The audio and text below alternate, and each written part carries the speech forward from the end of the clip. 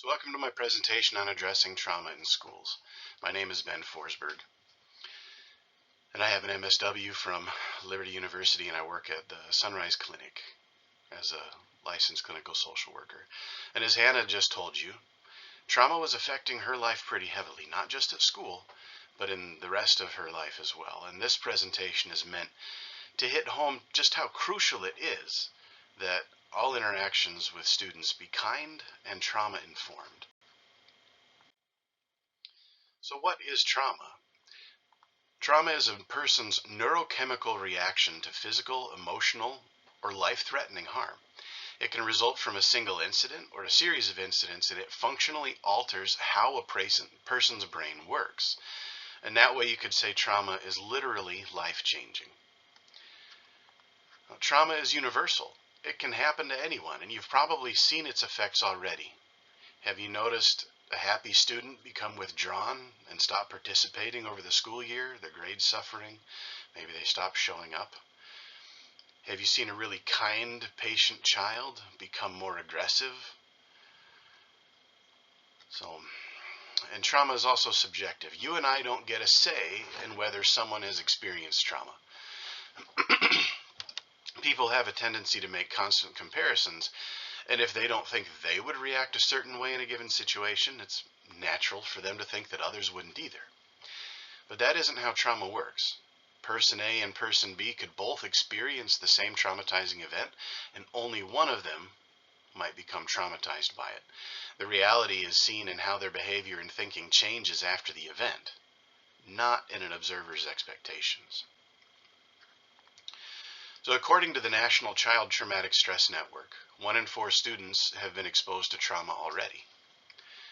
Trauma impacts school performance, impairs learning, and increases distress and anxiety, and can weaken the immune system, making it easier for trauma victims to have physical symptoms like headaches and stomach aches.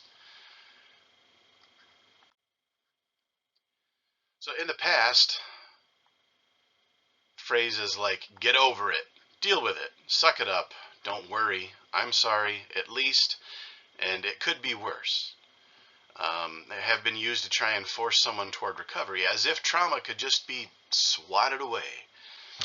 There's value in distracting from the pain, sure, but at some point trauma has to be addressed. It will never just go away. And these kinds of tough love techniques, though they might be well-intentioned, do not work with trauma, because a trauma victim literally can't just get over it, deal with it, suck it up, or stop worrying. And "I'm sorry" is about the person saying it, not about expressing understanding or empathy for the trauma victim. And comparisons with "at least" or "it could be worse" phraseology only invalidate feelings. All of these can result in resentment and bitterness, making things worse. As the old adage goes, "A soft answer turneth away wrath, but grievous words stir up anger." So, adverse childhood experiences. According to the CDC's website, ACEs are common. About 64% of adults in the United States reported they had experienced at least one type of ACE before age 18. Nearly 1 in 6 adults reported they had experienced 4 or more types of ACEs. Now, the ACEs measure has 10 questions that ask for insight into how a child is treated at home, as well as how others are treated around them.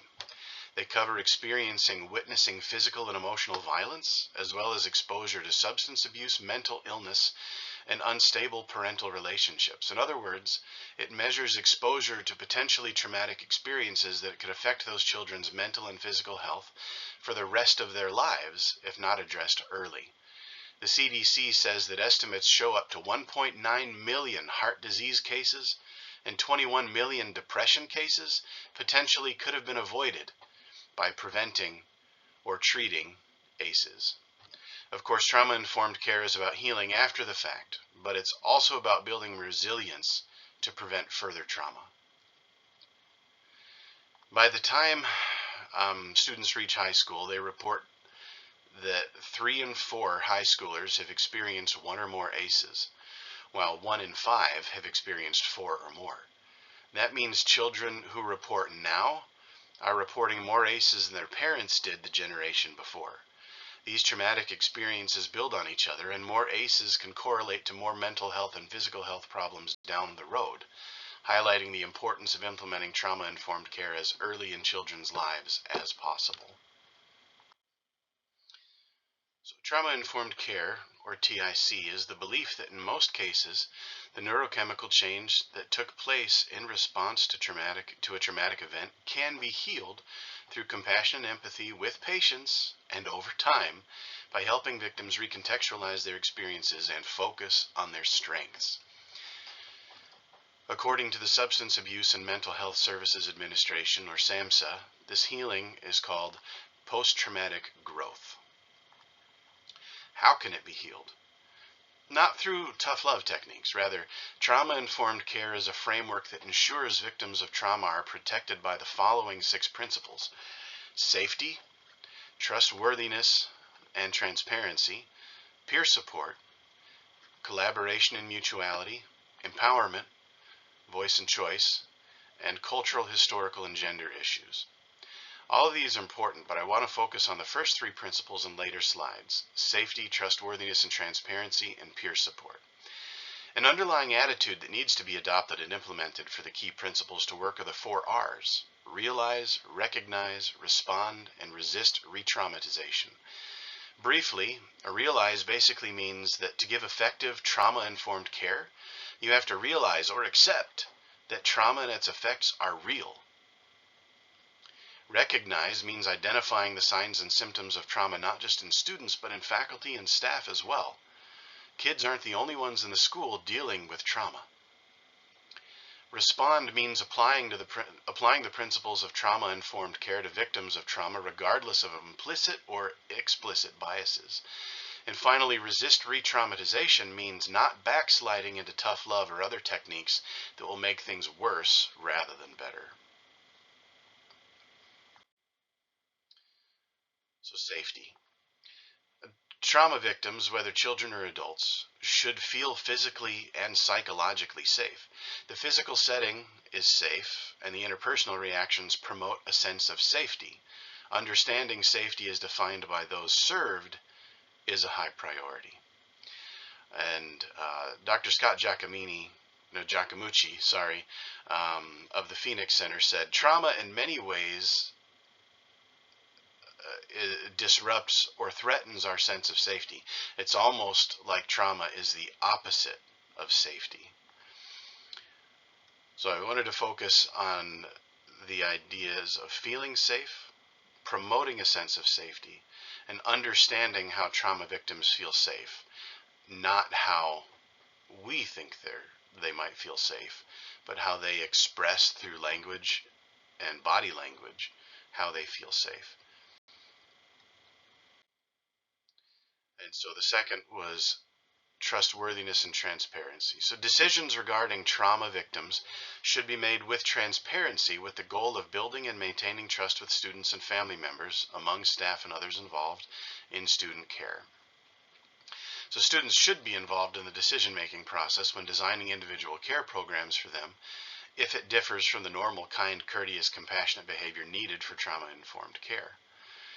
And the idea of building trust is key, because you should never take for granted that your position, rank, title, or years of experience somehow make you automatically deserving of a student's trust.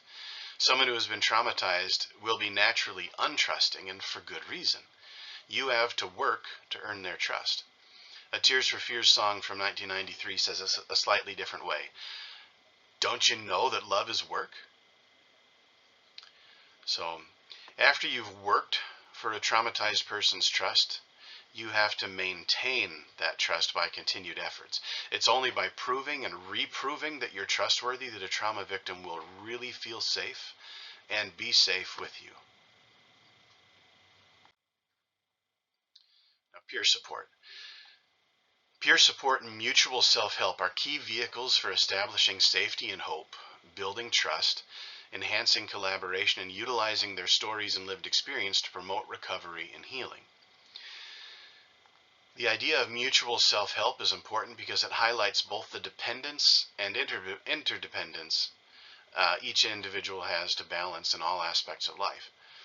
And the word promote connotes positivity and encouragement. So promoting recovery is to both hope for and encourage progress toward growth. In baby steps maybe, but you're showing the student by your behavior and language that you believe in them. And to promote healing is both to hope for and encourage healing through post-traumatic growth. And again, it's by the word promote implies that you're helping a student feel safe by showing that you believe, that you actually believe they can be healed and that you want them to be healed. Showing doubt and cynicism would only hurt the trauma-informed approach.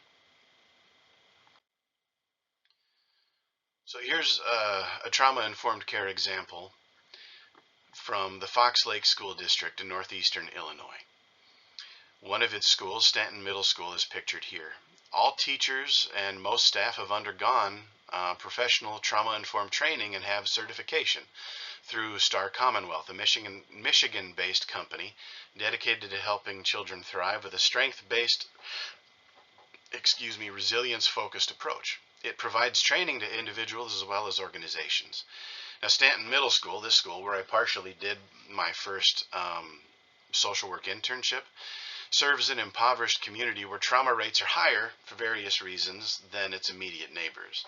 And children's overall attendance, behavior, and academics have improved since having their employees certified in trauma-informed care, which is something they really started to approach after COVID, because children had unlearned so many of the behaviors and attitudes they were supposed to bring to school with them.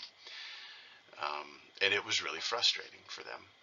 Now, having teachers be trauma-informed has also helped the teachers identify better which students need a higher level of care, such as mental and behavioral health counseling. And they've actually partnered with an outside outside clinical social workers through a grant from the state of Illinois to provide clinical counseling to the most at-risk students during school hours on the premises.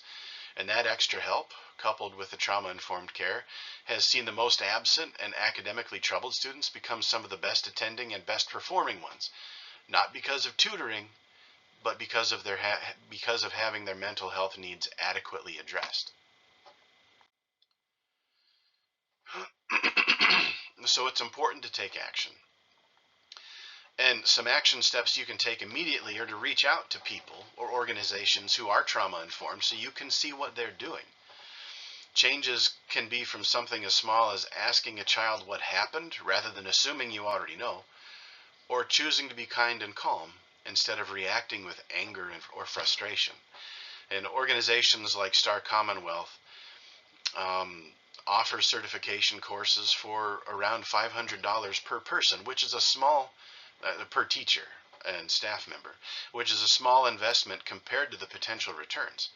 Implementing trauma-informed care in lower grades means there will be less trauma and more resilience as children move through the school system.